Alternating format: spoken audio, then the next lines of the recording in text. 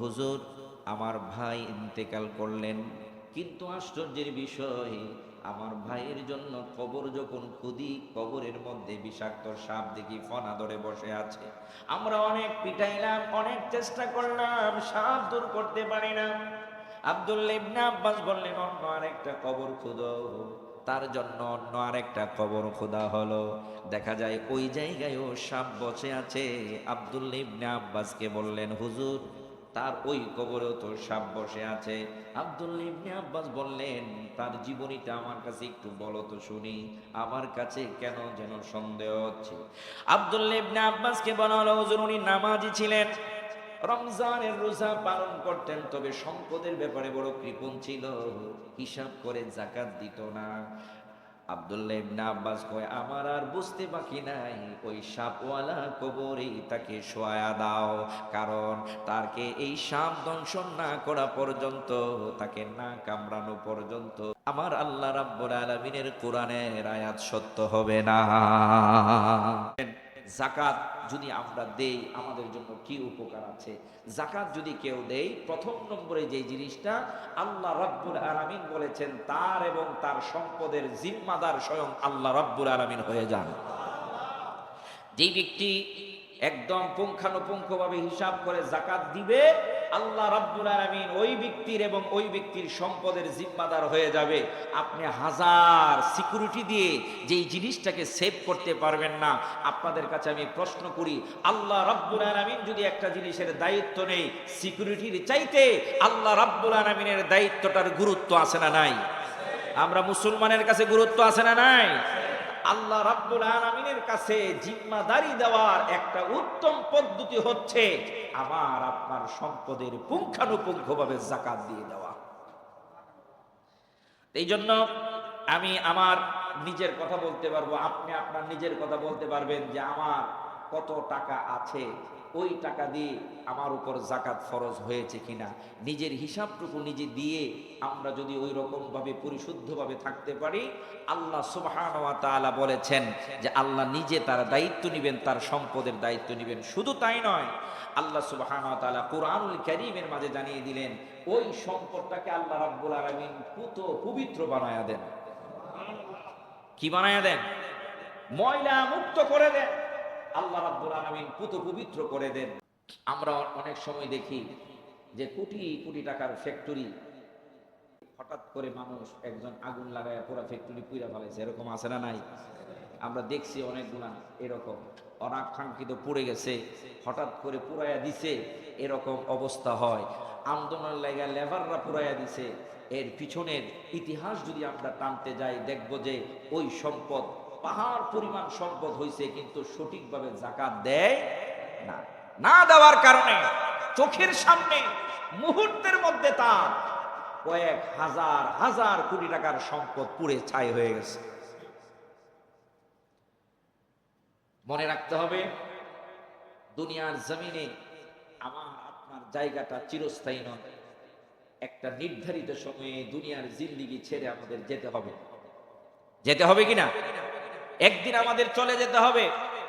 ওই দিন যেন আল্লাহ রাব্বুল আলামিনের কাছে হিসাব ঠিক মতে থাকে, ওই দিকে আমাদের খেয়াল রাখতে হবে। আমরা দেখেছি করোনার সময় একটু আল্লাহ রাব্বুল আলামিন চাবি ঘুরাইয়া দিচ্ছে, মানুষ, সম্পদ, ঘর বাড়ি, কোনো কিছুর খোঁজ খবর নাই।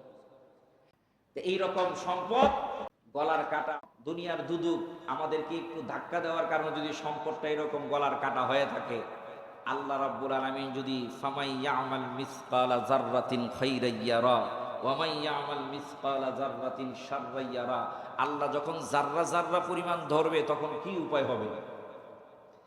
এই জন্য প্রথম নম্বরে আমরা যদি যাকাত দেই, তাহলে আমার এবং আমার সম্পদের জিম্মাদার আল্লাহ হবেন। দ্বিতীয় নম্বরে আমার আপনার সম্পদকে আল্লাহ রাব্বুল আলামিন পরিশুদ্ধ করে দিবেন, পবিত্র করে দিবেন। এই সম্পদের মধ্যে আল্লাহ রাব্বুল আলামিন বরকত দান করবেন, আমার আপনার সম্পদ বৃদ্ধি পাবে।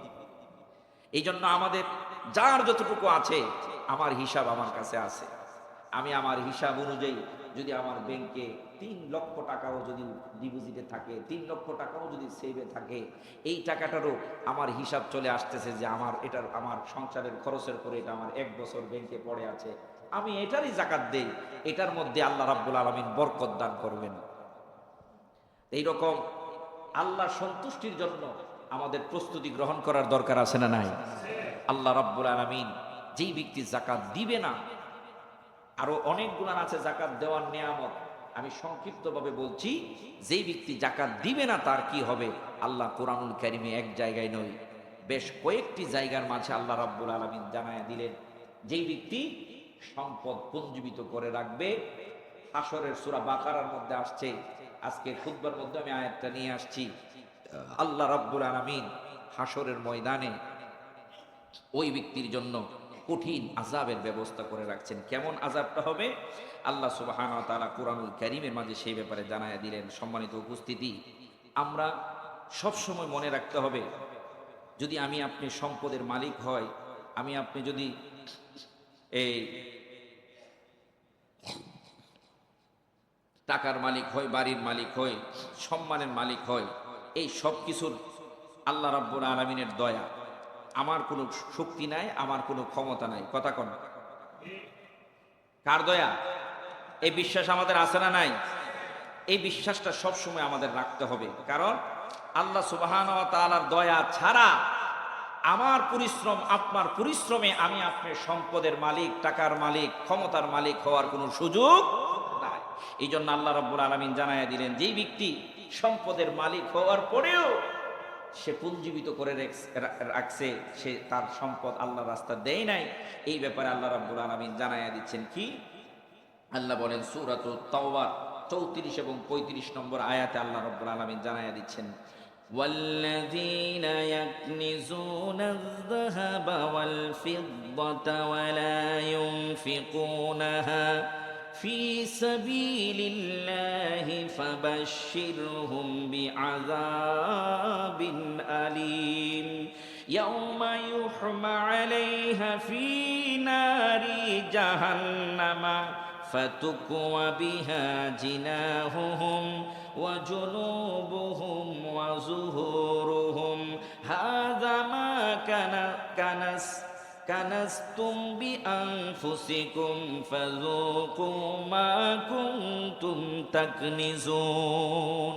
আল্লাহ রাব্বুল আলামিন বলেন, আর যারা সঞ্চয় করে রাখে স্বর্ণ ও রূপ্য এবং তা আল্লাহর পথে ব্যয় করে না, তাদেরকে হে রাসূল আপনি সংবাদ দিন বেদনাদায়ক শাস্তি, যেদিন তা উত্তপ্ত করা হবে জাহান্নামের আগুনের মধ্যে। এই সম্পদকে আগুনের মধ্যে উত্তপ্ত করা হবে। এরপরে আল্লাহ কি বলতেছেন দেখেন, অতঃপর তা দ্বারা দাগ দেওয়া হবে তাদের কপাল সমূহে। এই সম্পদ দিয়ে দাগ দেওয়া হবে কোথায়? কপাল সমূহে, পার্শ্ব ও পিঠ সমূহে। বৎসনা করে বলা হবে, এটা হচ্ছে তাই যা তোমরা নিজেদের জন্য জমা করে রেখেছিলে, তাই তোমরা যা সঞ্চয় করে রেখেছিলে এর স্বাদ গ্রহণ করো। সরল অনুবাদটুকু আপনাদের সামনে তুলে ধরলাম। সূরাতুত তাওবার 34 এবং 35 নম্বর আয়াতটা বাসায় গিয়ে খুলে একবার পড়বেন। আল্লাহ কি কঠিন কথা বলছেন। যে ব্যক্তি সম্পদকে পুঞ্জীবিত করে রাখবে, আল্লাহর হাবিব সাল্লাল্লাহু আলাইহি সাল্লামকে জানায়া দিলেন, আপনি বলে দেন তাদের জন্য যন্ত্রণাদায়ক শাস্তি আমি আল্লাহ প্রস্তুত করে রেখেছি।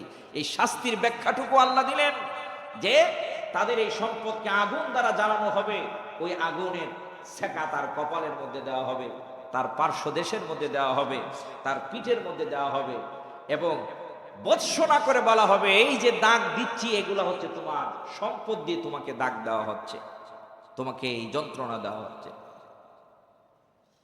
আমার মুসল্লি বন্ধুরা, হাদিস শরীফের মধ্যে আসছে, আল্লাহ নবী রাহমাতাল লিল আলামিন নবী বলেন, হযরত আবু হুরায়রা রাদিয়াল্লাহু তাআলা আনহু থেকে হাদিস বর্ণিত, আল্লাহ নবী বলেন, আল্লাহ যাকে সম্পদ দিয়েছে কিন্তু সে এর যাকাত দেয়নি।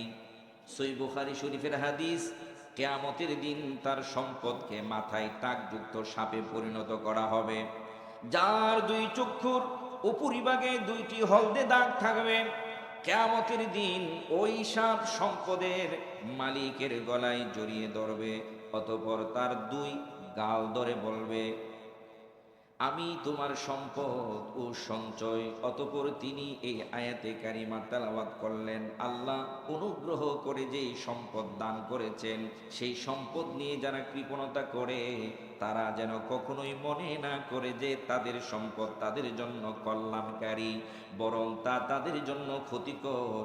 অচিরেই কিয়ামতের দিন কৃপণতা করে সঞ্চিত সম্পদ তার গলায় বেড়ি হবে। সহিহ বুখারীর হাদিস, আল্লাহর নবী বললেন এই সম্পদ তার গলার মধ্যে পেঁচায়া তার মুখের গালের মধ্যে কামড় দিবে বিষাক্ত সাপ হয়ে। হযরতে আব্দুল্লাহ ইবনে আব্বাস রাদিয়াল্লাহু তাআলা আনহু এখনো পর্যন্ত তায়েফের জমিনে গেলে ওই আব্দুল্লাহ ইবনে আব্বাসের মসজিদটা আছে, ওনার মাজার শরীফ আছে, কবর আছে মসজিদের পাশে। ওই আব্দুল্লাহ ইবনে আব্বাস দিনের দাওয়াত দিচ্ছেন। যখন উনি দিনের দাওয়াত দেন ওই এলাকার, যখন উনি কাজী, ওই আব্দুল্লাহ ইবনে আব্বাসের কাছে একজন লোক এসে বলল, হুজুর আমার ভাই ইন্তেকাল করলেন, কিন্তু আশ্চর্যের বিষয় আমার ভাইয়ের জন্য কবর যখন খুদি, কবরের মধ্যে বিষাক্ত সাপ দেখি ফনা ধরে বসে আছে। আমরা অনেক পিটাইলাম, অনেক চেষ্টা করলাম, সাপ দূর করতে পারি না। আব্দুল্লাহ ইবনে আব্বাস বললেন, অন্য আরেকটা কবর খুদো। তার জন্য অন্য আরেকটা কবর খোদা হলো। দেখা যায় ওই জায়গায়ও সাপ বসে আছে। আব্দুল্লাহ ইবনে আব্বাসকে বললেন, হুজুর তার ওই কবরেও তো সাপ বসে আছে। আব্দুল্লাহ ইবনে আব্বাস বললেন, তার জীবনীটা আমার কাছে একটু বলো তো শুনি, আমার কাছে কেন যেন সন্দেহ হচ্ছে। আব্দুল্লাহ ইবনে আব্বাসকে বলা হলো, হুজুর উনি নামাজি ছিলেন, রমজানের রোজা পালন করতেন, তবে সম্পদের ব্যাপারে বড় কৃপণ ছিল, হিসাব করে যাকাত দিত না। আব্দুল্লাহ ইবনে আব্বাস কয়, আমার আর বুঝতে বাকি নাই, ওই সাপওয়ালা কবরেই তাকে শোয়া দাও, কারণ তাকে এই সাপ দংশন না করা পর্যন্ত, তাকে না কামড়ানো পর্যন্ত আমার আল্লাহ রাব্বুল আলামিনের কোরআনের আয়াত সত্য হবে না।